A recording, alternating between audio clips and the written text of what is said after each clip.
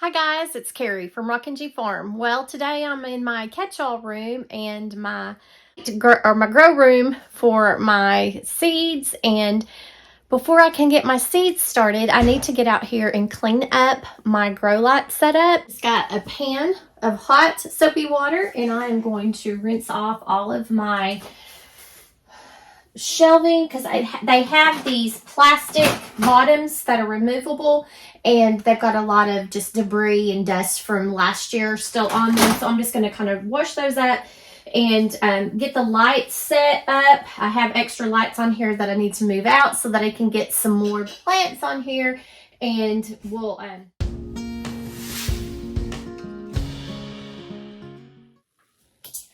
so I have some of my heat mats up here, so I'm just going to move those out of the way so that I can get up there and get those clean really well. Let me go ahead and clean that heat mat while it's there because it's got a little bit of dust on it.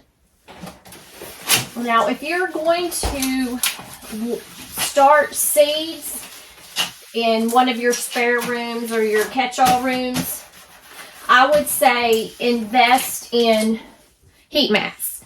They give just enough heat off to keep the soil at a certain temperature so that it's easier for the seeds to germinate, because some seeds germinate at a higher temperature or soil temperature that is higher. Some germinate at a soil temperature that is lower. If your soil temperature is not the correct temperature, then your seeds will not germinate and they will sit there, and so it's not going to be helping you any.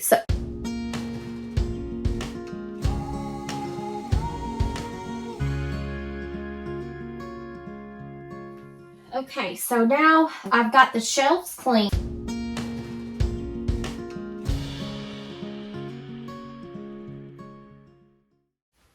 Okay, I also check it make sure there's no tears or rips or anything on there, because these are going to be on while I'm sleeping and I don't want it to burn my house down. So I'm just making sure there's no frays, rips, tears, anything like that that looks like it might be questionable. And then on your heat mat, you will have the plug that plugs into, you'll have two plugs. You'll have a plug that plugs into the outlet, and then you'll have another plug area where this is the thermometer, and you can turn it up to the designated temperature that your soil needs to be at. It will have a plug also and a thermometer that will go into the soil so that it can track the temperature. And when the soil becomes the designated temperature that you set on your gauge for your heat mat, then the controller will turn off and until the soil cools down again, and then when it gets cool, it will kick back on and get the soil back up to the designated temperature. Can I say that anymore? Kind of get a little tongue-tied sometimes. Okay, let's get this on here. And I'm just going to plug it into that. Let me see what's all on. Okay, there, that might be better. Ooh, I don't know, backlight, a little bit of backlight there. Okay, so now you can kind of see. Now, the top shelf, of course, doesn't have grow lights, but I've got these Fairy Morris lights that I put up there. They're not quite as strong, but they do work in a pinch. So let's go ahead and set up the next heat mat. I think I need to clean that one off.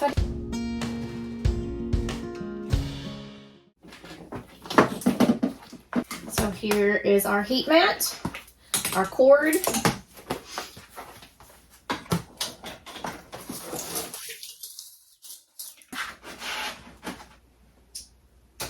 You'll always have to have two plugs for a heat mat. One for your thermostat or your control box, and one for the actual mat itself.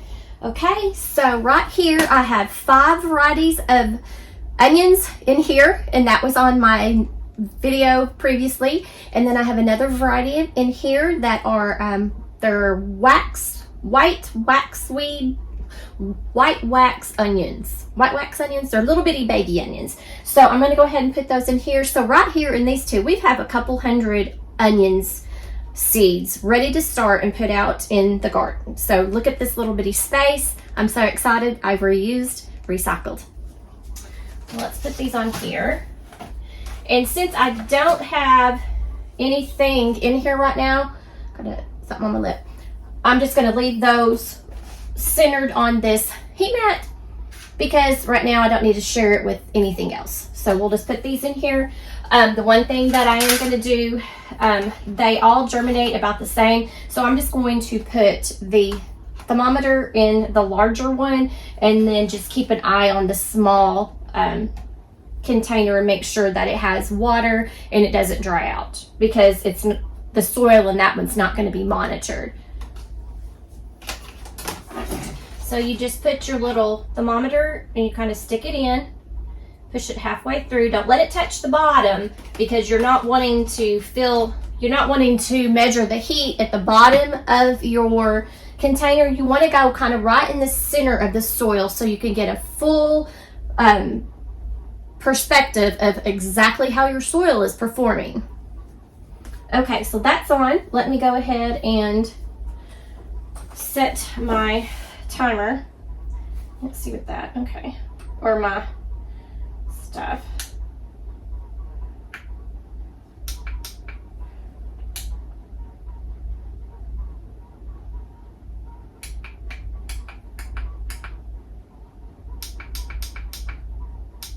So I just set my thermostat to 70 degrees and I'm going to leave it there. So if this soil in my containers gets lower than 70 degrees, the thermostat will turn on and it will start heating, tell the heat mat to warm back up and heat up the soil again. And I'll turn on the rest of the grow lights and show you the setup a little bit and how I put these Fairy Morris lights on my shelves.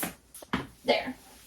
So they all have individual thumb controls, but I also have them on surge protector. So all I really, if I wanted to turn them all off at one time, I would just push the surge protector button and all the lights will go off. So you can do that. That's really easy. I like the individual thumb buttons for all these. Now, if I need to drop my lights, you easily can go ahead and move the chains. I do have a video of when I set these up originally. It was a fiasco. I think the video is called Grow Light Fiasco. It was a mess because I was trying to do it myself, didn't know what I was doing. So, but I will link that on there. And so you can see how to set up these grow light systems. I love them. I think they were about $100. They might have been $120. They're around $100, maybe a little bit more, but this is the best setup. I've got plenty of space, ability to move them up and down. It's great, great, great. And tons, what you can't see right here, I have tons of grow lights stuck underneath. I have tons and tons of grow lights, but they're all underneath. So I have these in case I need to go somewhere else. If my seed starting area gets full, I have other grow lights that I can move to other areas. So let me go ahead. I do have this. This is the sticky traps for fungus gnats. Now my fingers are wet or sticky, but I just put those up there just in case we get fungus gnats. Just be a little prepared, do a little bit of work now so you don't have to do any work later or more work later. So let me go ahead and show you what I do with the Fairy Morris. These are good if you're going to have just one, like 72 count tray. However, you will kind of have to move it forward and backwards a little bit because it doesn't shine out. It shines more down even with the reflectors on it. But for the most part, if this is all you can get, these would be great. So I think I have 4 of these. So let me just kind of get the dust off of them.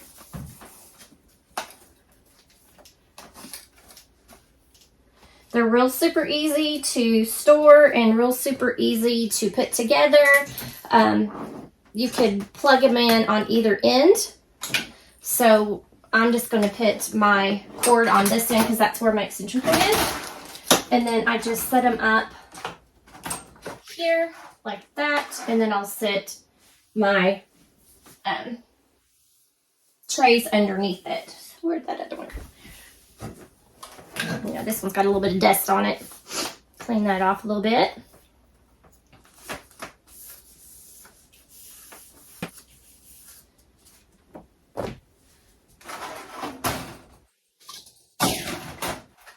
So I can go like this also. And you can get 2 up here if you really want to make sure that you get some extra light up here, so you can do that. So that's what I've been doing, is just putting the 2 up there and then the other 2 right here.